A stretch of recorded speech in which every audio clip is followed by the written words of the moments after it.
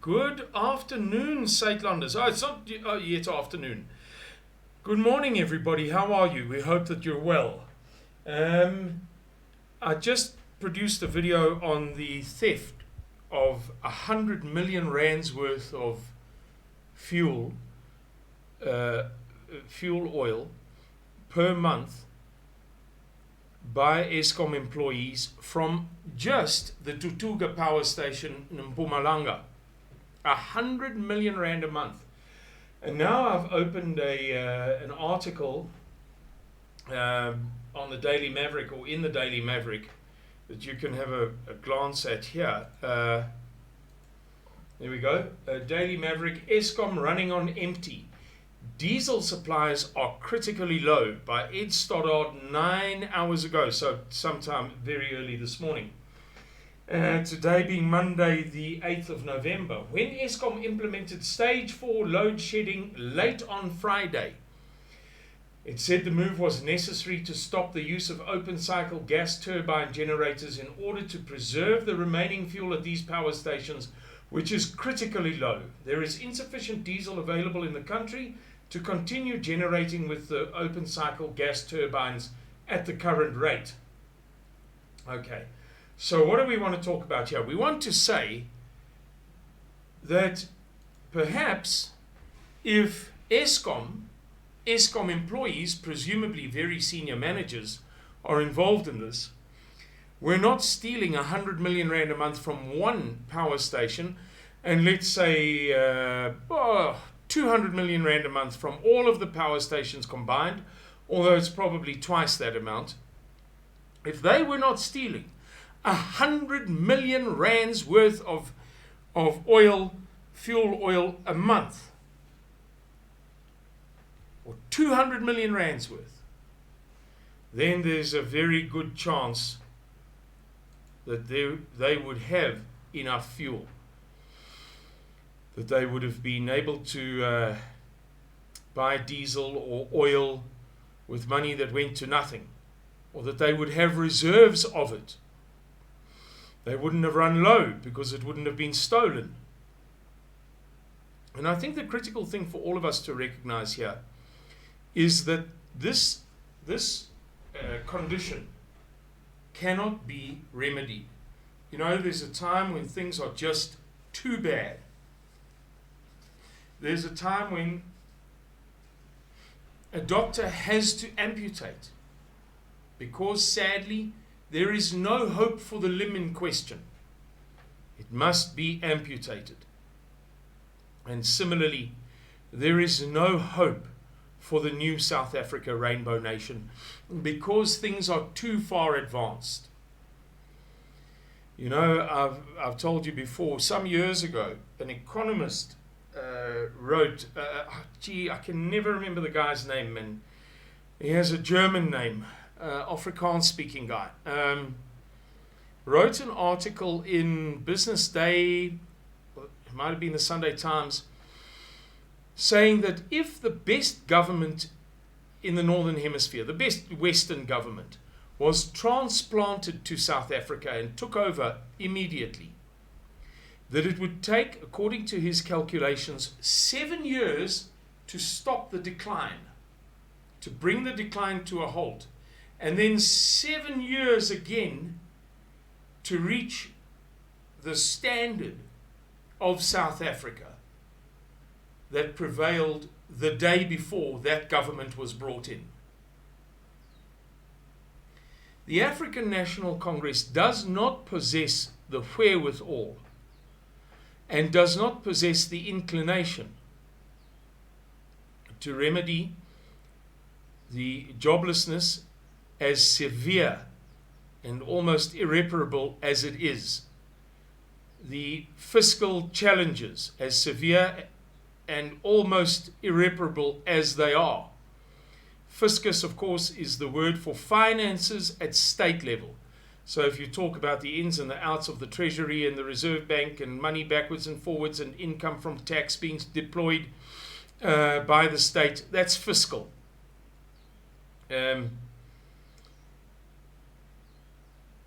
the African National Congress doesn't possess the wherewithal or the inclination to remedy South Africa's education crisis. South Africa is going to continue to spit out many, many poorly educated children for the foreseeable future, indeed the long-term future. And so the list goes on.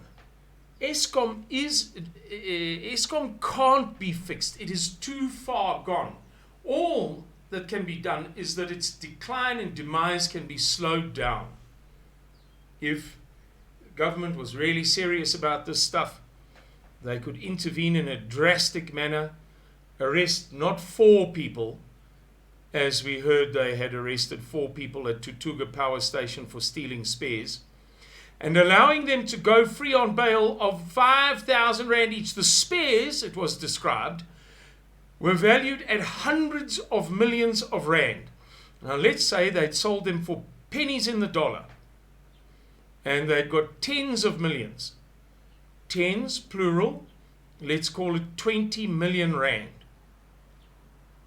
These guys scored 20 million bucks. And of course, it's not just 4 people, it will be 40. And let's say each person got, 500,000 rand out of the thing. They got away with 5,000 rand bail. And there's a reason for that. A reason that most whites simply fail to apprehend, to grasp. Namely, the African patronage system. In the African system, when people steal, they are required to benefit or beneficiate in modern make it up as you go along English, the people above them. That's how it works. Helen Ziller spoke about this once. And she said, people who don't, something to the effect of people who don't believe what we're saying about the ANC's theft of the state, or theft from the state, simply don't understand the African patronage system. And anybody watching this video or otherwise who is familiar with the African way of doing things will appreciate that under no circumstances can the acting municipal manager of this for instance, this municipality, Renosterberg municipality, there's no ways that the municipal manager can steal without sending money on to Kimberley, without sending money, a portion of what he's stealing, to his masters in the district and in the province. That is the way that it works, and there's an end to it, which makes it very difficult to prosecute, because nobody wants to see the perpetrators go to jail. In other words, let's say you're the guy behind some theft at Telkom. Standard practice, nothing extraordinary, something that all Telkom, all of the deployed cadres of the African National Congress at Telkom are involved in, everybody. You're at this level.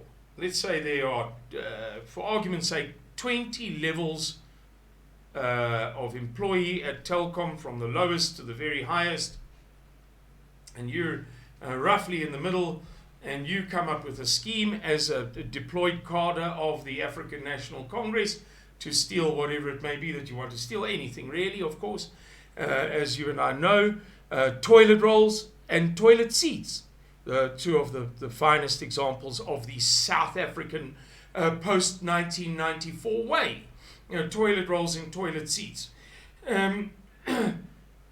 You will get people beneath you to execute the actual physical theft, and you will have to benefit people above you.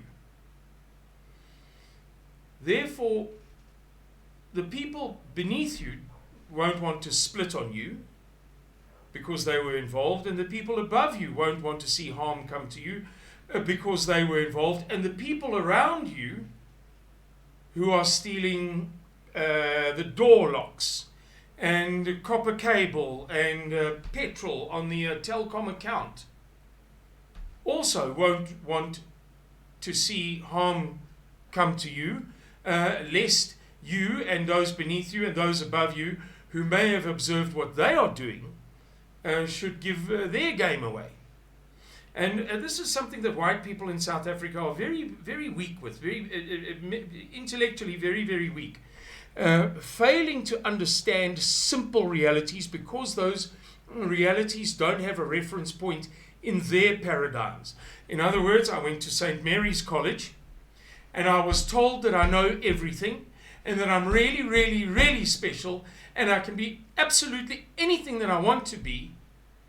And therefore, if you tell me something that I don't want to hear about another culture and another people and it doesn't fit in to all of the self-righteousness that has been nurtured within me by my equally know-it-all mother, I reject it out of hand. You couldn't possibly know what you're talking about, even though the evidence is conspicuous. The evidence of what is happening in South Africa is utterly conspicuous. But I went to St. Peter's and I know. That sadly is what we're dealing with. And that is one of the reasons, or part of the reason, why it's so very difficult to make any inroads into the minds of people who live in the pleasant, leafy suburbs of South Africa. People in Constantia,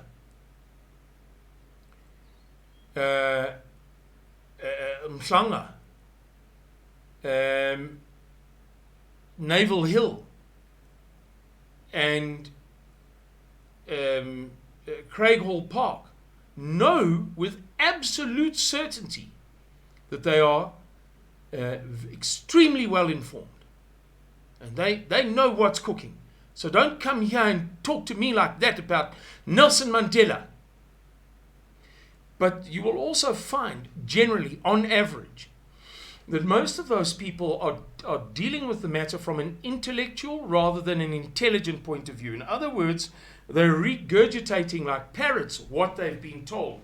And there's no wisdom or common sense permitted to participate in their mental workings at all. They completely forbid it.